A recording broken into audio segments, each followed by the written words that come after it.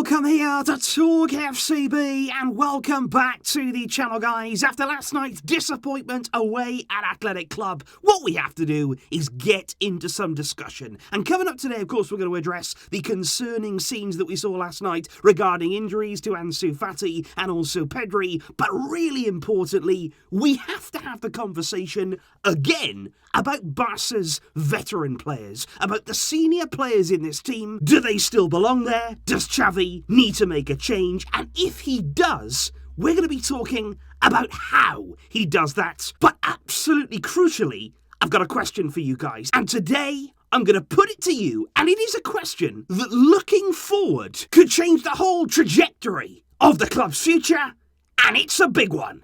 So let's get to it. But if we start with the injury situation, let's just get that out of the way, because let me give you the bad news, and it is very, very bad news, first of all, because we have to talk about Ansu Fati. As soon as he pulled up, it was the worst feeling. Honestly, watching that last night, it was almost sickening to see him there suffer another problem, and you kind of knew straight away it was going to be a serious one. You knew there that wasn't just going to be 1 week, a few days, and it is indeed believed to be a relapse of his previous injury. Right now, Barca have only confirmed that he has indeed suffered a problem, but they have not confirmed the time frame for his recovery. Further tests are currently being done, but it is being widely reported right now that we are set to be without Ansu Fati for the next 4 to 6 weeks of action, which is a massive, massive blow. Of course, like I say, that's not 100% confirmed, but it does not look good, and the signs do not look good. And my heart absolutely breaks for this young man, because you know that he was so excited to come back, so determined, so hopeful of coming back and actually staying fit in the team. And it's broken down almost immediately, and Ansu Fati now sets for another spell on the sidelines. But on the other injury to Pedri, it's more positive, and that is the one thing that's getting me through right now. Actually, we have one positive piece of news, because the problem there suffered in extra time. Pedri gesturing over to the bench that he needed to come off. That wasn't a serious problem. Xavi said after the game he calmed the fears very, very quickly. He said that was something there that was only a precautionary measure taken by Pedri. Maybe felt as though, he's getting tired. It was into extra time. He'd only just come back. I think it was the right choice, certainly, to take him off there and then. But Pedri should be absolutely fine. There's not believed to be an injury problem there, and luckily he's going to be okay. However, when you are looking back on yesterday's performance against Athletic, the way that we lost the game, the way that we went out of the Copa del Rey, and yet another disappointment in what was a big game for us, I did feel going into it was a really, really important one, because I knew that if we lost, if that was back-to-back defeats there in 2 different cup competitions, another exit for us, it wouldn't look good. And you know what? It really doesn't look good, because yesterday's performance for me, I thought was absolutely woeful. I thought it was really, really poor from Barca. I can hold my hands up and say that, because I think we really did crumble again under the pressure of Athletic Club. The fans were behind them. It was an electric atmosphere inside the stadium. They pressed us really, really high. And again, we failed to deal with it. And again now today, coming after a game like that, a performance like that, we are asking the same questions that we have done for years. Because in that team last night, we were lining up again with Ter Stegen as the goalkeeper, Jordi Alba at left back, you had Piqué at centre back, you had Sergio Busquets there, defensive midfield, and of course Araujo was very, very good again. And I would feel harsh to include Dani Alves, because I think since he's come back, he's actually been one of the better performers. But even he, 38 years old, you can't expect to play him every game either. And I just think we, as Barcelona fans, we can't keep doing this. We can't keep seeing our team line up with the same spine, with the same core of players. Because yes, there'll be times when that works out, when we can get away with it, when against different opposition we can play well. There will be games where those players do okay.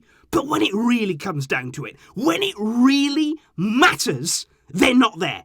And they haven't been there for such a long time. And the time has come again where we have to see change. And how many times have we said this now? And it's not just about Xavi, it's not just about any of the previous coaches. It is a cultural thing right now that we have to get away from. These players must be replaced. I'm not talking about in a year, in 2 years, as their career is winding down. I'm talking about now. I'm talking about right here, right now. They can no longer be untouchable. And it's obvious to all of us watching Barca. In all of these big defeats over the past few seasons, it has been crystal clear that you must make changes. Now look, I am not going to stand here and say, right, next game, straight away, I want to see Xavi bench all of them, all of the core players, all of the veterans in the team, I want them all on the bench, and we will not see them again for the rest of the season. I am not saying that we have to do that, but I just think that we, as Barca fans right now,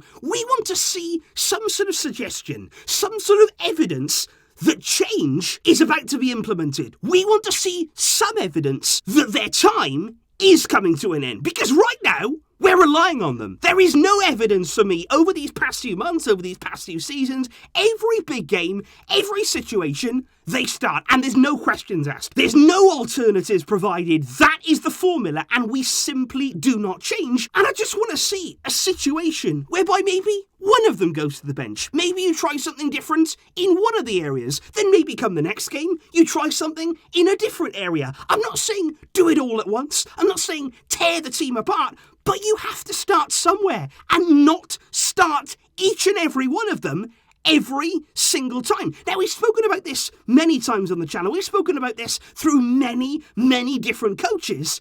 But how do you go about replacing each of those players? Well, when you're looking at Jordi Alba, right now we have Alejandro Balde as the only left-back alternative in the squad for Barca, which of course is not ideal because he's only an 18-year-old player. Is he deemed ready by the management at the club, by the board, and indeed by Xavi? It feels like maybe not. Right now they're not really counting on Balde to be ready for the step up for the first team. That is why already this month we've heard links there to loan deals for Alex Telles, also for Tagliafico. Clearly the club are looking for a left back, and of course we have a long-standing interest in Jose Gaya, and it's clear that if Balde is not the man required, if he's not somebody who the club trusts to step up, you need somebody there, and you need them there now, because Jordi Alba can't be trusted to play every game, and as we saw yesterday, and as we will continue to see, he is a liability when it comes to the big moments, when it comes to putting pressure on him.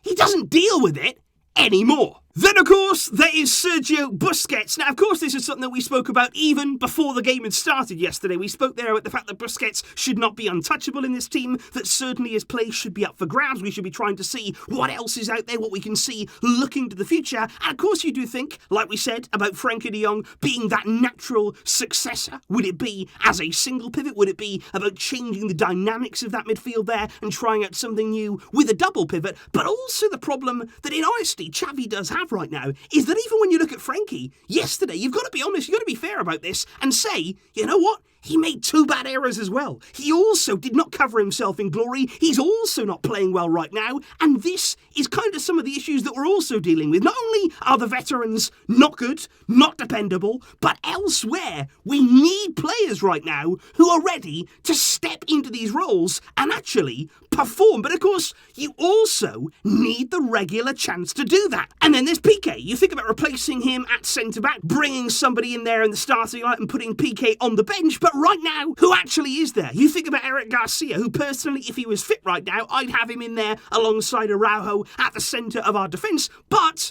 he's out for several more weeks, so that is not an option right now. Would you then take out Piqué and put Longley in there instead? I would probably argue, maybe not. I wouldn't actually go down that route. So as much as I am saying here that we need some sort of evidence of change, we need to see some sort of plan with regards to the future, I can also hold my hands up and say, right now, it is not easy. It's not easy to just take these players out the team because you need somebody there to come in and actually fill those roles well. But this is when we come on to the question. This is the question, guys, that I really want to pose to you. And honestly, this has been on my mind for such a long time. Because actually, when we're talking about the summer transfer window, when we're talking about all the money and all the funds, all of the resources that it would take to try and secure the signature of Erling Haaland, I often feel guilty about talking about that signing, about talking there, about spending all of that money on one centre forward. Because you look around this team, you look at the holes at the centre of defence, you look at the lack of quality in the full-back areas, you look there at the defensive midfield situation, and the question has to be asked, would all of that money, all of the money we'd put behind trying to get Erling Haaland, is it better spent elsewhere? Do we need to address the defence first and foremost? Because what you need in any team is a solid foundation, a strong and dependable base, because then you can build. Then you can build from that core. And right now our core, it's crumbling. Forget about crumbling. It's been crumbling for years. I will actually say right now, it's crumbled. We're on the floor. We have to rebuild. And I just think right now, looking ahead to the rest of this transfer window, looking ahead to the summer, it's our defence. It is the structure and the spine of this team that needs changing. And in order to fully do that, in order actually to say, yes, we can get out you, and you, we need quality in those areas. We need to bring players in to fully move on. And that's my question to you. If we had the funds this summer to go out and sign Erling Haaland, to pay the wages, to pay Raiola, would you do that? Or do you use those funds to rebuild the back line, to fully move on from the players who, yes, have given us everything in the past, but now it's time to move on? And of course, guys, what I really do want to know in the comments down below is your full answer to that question. What would you do now in the transfer windows to come, looking at the problems that honestly we know that we have? We've known this was an issue. We've known that we had a team there that was declining, that has declined now. We've been speaking about this for so long. But what would you do if you were Laporta, if you were Almani right now looking at this situation? You want to give Xavi the tools to properly change this team, to properly move us forward. And please do let me know all of those thoughts in the comments down below.